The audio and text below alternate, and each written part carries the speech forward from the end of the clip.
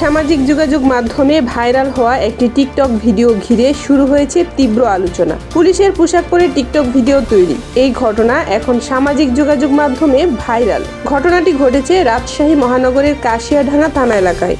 এক নারী পুলিশের পোশাক পরে টিকটক ভিডিও তৈরি করে সেটি সামাজিক যোগাযোগ মাধ্যমে পোস্ট করলে দ্রুত ভাইরাল হয়ে যায়। বিষয়টি নজরে আসার পর কাশিয়াডাঙ্গা থানার ভারপ্রাপ্ত কর্মকর্তা ফাহাদ আলী নিজে ওই নারীর বাড়িতে যান। সেখানে গিয়ে তিনি ঘটনার সত্যতা যাচাই করেন। তদন্তে জানা যায় ওই নারী হলেন সীমা খাতুন। তিনি কাশিয়াডাঙ্গা থানায় কর্মরত কনস্টেবল সাইফুজ্জামানের স্ত্রী। সীমা খাতুনের পিতৃবাড়ি কুষ্টিয়ায় এবং তিনি নিয়মিত টিকটক কন্টেন্ট তৈরি করতেন। পুলিশের ইউনিফর্ম ব্যবহার করে ভিডিও তৈরির বিষয়টি নিশ্চিত হওয়ার পর কনস্টেবল সাইফুজ্জামানকে তাৎক্ষণিকভাবে দায়িত্ব থেকে প্রত্যাহার করা হয়।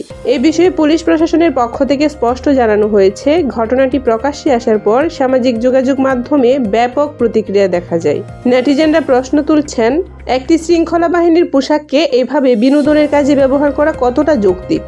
পুলিশ প্রশাসনের পক্ষ থেকে জানানো হয়েছে, বিষয়টি বিভাগীয়ভাবে পর্যালোচনা করা হচ্ছে এবং নিয়ম অনুযায়ী পরবর্তী ব্যবস্থা নেওয়া হবে। এই ঘটনার মাধ্যমে আবারও স্পষ্ট, সামাজিক যোগাযোগ মাধ্যমে একটি ভিডিও যেমন মুহূর্তে ভাইরাল হতে পারে, তেমনি সেটি ব্যক্তিগত ও পেশাগত জীবনে বড় প্রভাব ফেলতে পারে।